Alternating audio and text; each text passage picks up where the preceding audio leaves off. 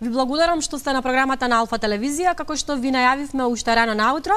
Нели стандардно во четврток имаме разговор со доктор. Денеска ја поставуваме темата околу новата детска болест која што се шири, ја поврзуваат со Кавасаки, а воедно ја поврзуваат и со COVID-19, но секако одговорите ги бараме од компетентно лице, односно ќе зборуваме во продолжение со доктор Душков и Данаски од Аџибадем Систина. Најнапред добро утро до вас. Добро утро, докторе. Добро утро до вас и до гледачите на Алфа телевизија. Ајде да започнеме со ред, најнапред да објасниме за каков тип на болест станува збор. Кавасаки болеста е болест која што е долги години позната, таа е прв пат спомната некаде 60-тите години. Не се знае точно причината за нејзиното појавување, значи непозната причина, меѓутоа најчесто е како одговор на претходна вирусна или бактериска инфекција, се појавува кај деца најчесто до 5 годишна возраст, има типични клинички, лабораториски стации, врз на тоа се диагностицира, значи не постои некој специфичен диагностички тест, меѓутоа врз основа на таа клиничка презентација велиме ние и лабораториските промени кои се многу карактеристични за неа, ќе поставуваме диагнозата. Ова сега што се случува и што се јавува после првиот бран удар на епидемијата на COVID-19 е една група на деца кои што се појавува со клиничка слика и со некои лабораториски симптоми, значи не сите, некои од симптомите кои се карактеристични за оваа болест и некои од промените кои ги гледаме во лабораторијата и кои што личат многу на болеста веќе позната која спомнав како Кавасаки. Така. Ова се работи за еден воспалителен синдром, можеме така да кажеме, кој зафаќа повеќе органи. Затоа и оваа состојба, ја не би ја нарекол болест, него состојба и се нарекува сега како работно име на оваа состојба е повеќе органско воспалително заболување или воспалителен синдром.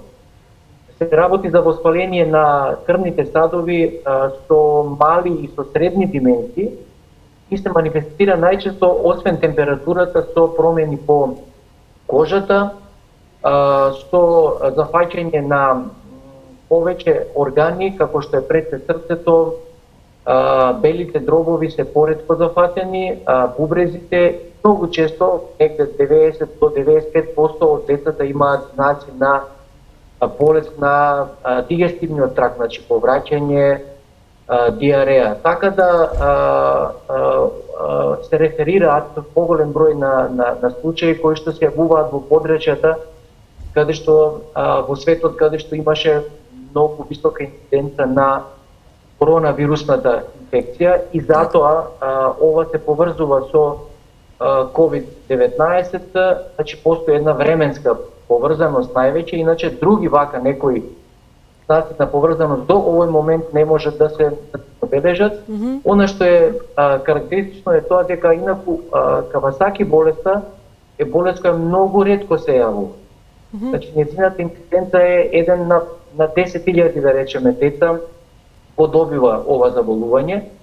Па затоа е малку невообичаено што имаме ваков поголем број на случаи кои што личат многу на Кавасаки болеста, па затоа сметаме дека можеби постои некаква поврзаност со COVID-19.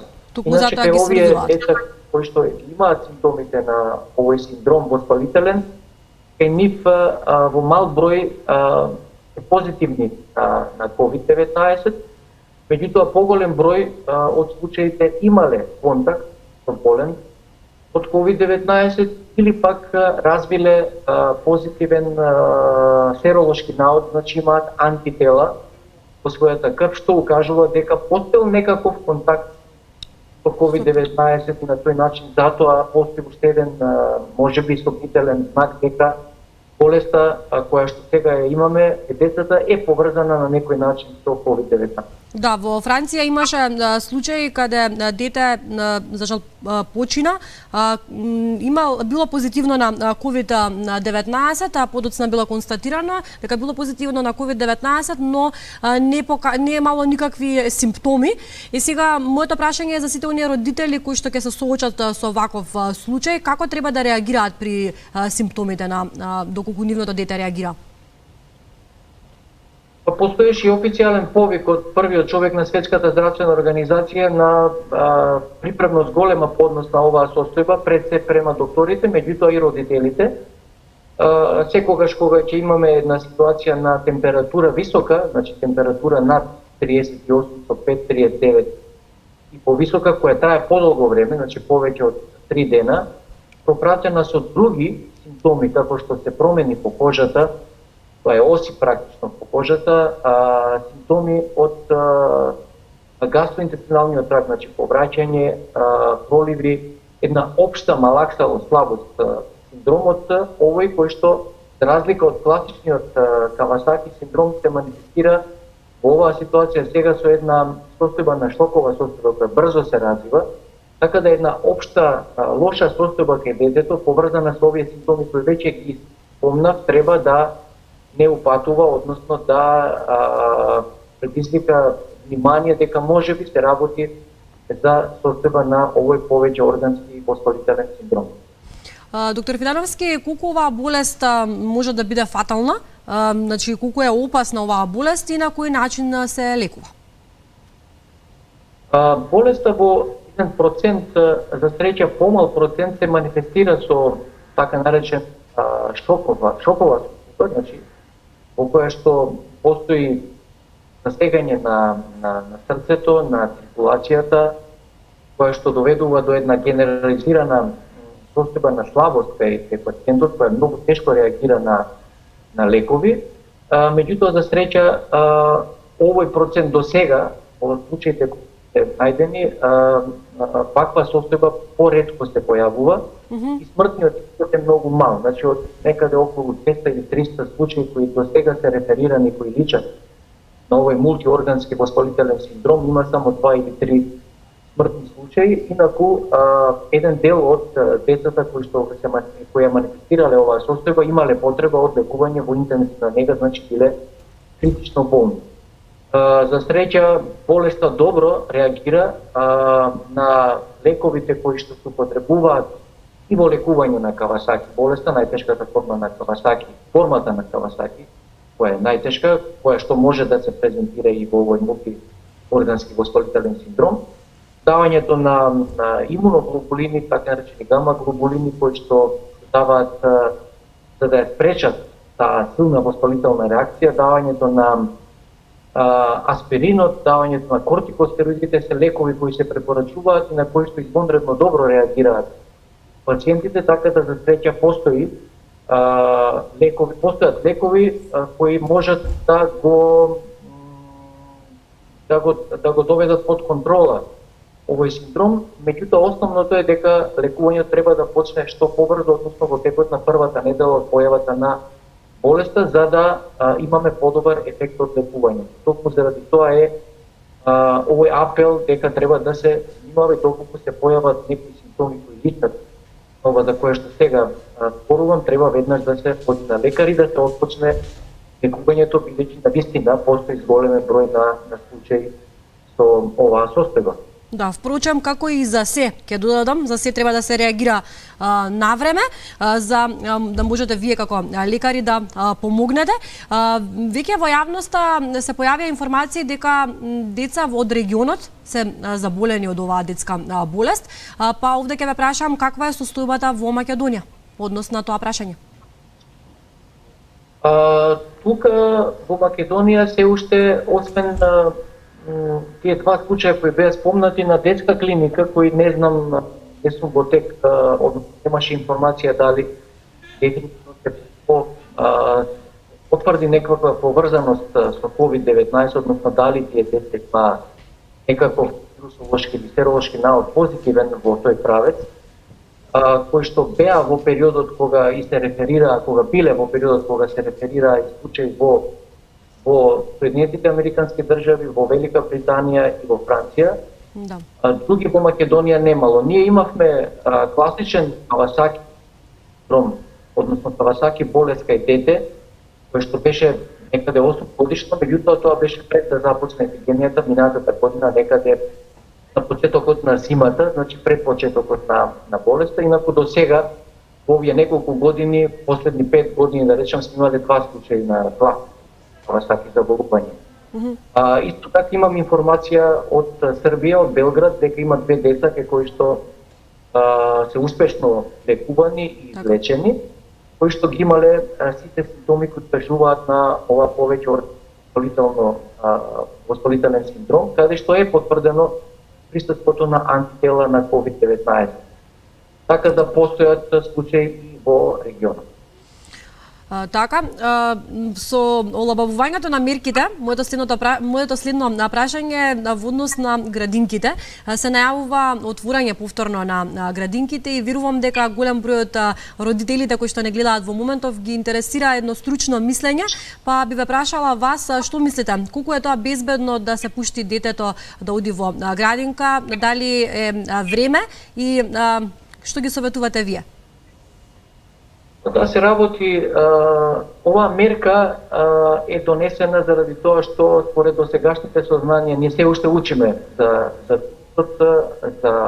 оваа состојба за која зборуваме и конечните информации ќе имаме најверојатно до крајот на годината или во текот на година да се излезе со конкретни справи, меѓутоа сметам дека мерката, ако ме прашувате каков е ризикот за повторно појавување на болеста кај децата, не е ризична, односно е безбедна, бидејќи се работи за предшколска возраст на деца, каде што процентот на во целиот свет беше извонредно мал. Воопшто кај децата COVID-19 беше застапен до сега, од досегашните информации што имаме, застапеност од 1 до 2% од севкупната популација, а кај помалите деца тој процент е и под 1.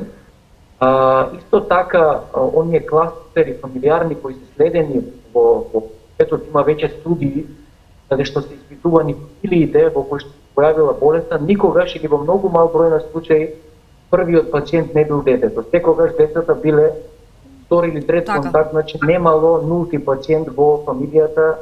Од тие причини сметаме и затоа оваа мерка донесена дека ризикот е многу мал да болеста се појави и децата со нивното тргнување во градинка. Вие знаете сега дека се спроведува еден скрининг кај вработените во градинките, кајно да се види дали некој од нив. Доколку тој скрининг е успешен, а до сега јас покупно информации нема работени во градинките, може, мислам, да се каже дека не постои или ризикот мал или не постои да се случи нешто соодветно.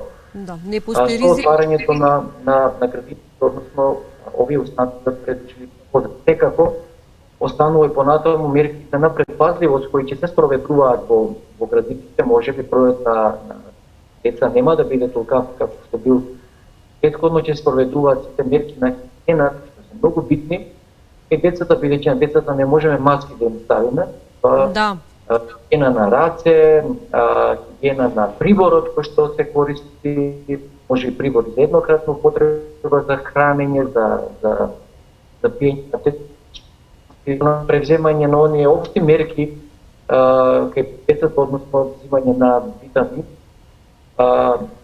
Многу битен фактор е взимањето на D-витаминот, може би оваа година би го пролонгирале периодот да треба да се зема D-витамин. Знаеме дека летните месеци D-витаминот треба да престане со потреба кај децата после година дена, меѓутоа D-витаминот е во неспецифичен имунитет. Може би е добра идеја и препорака наша е да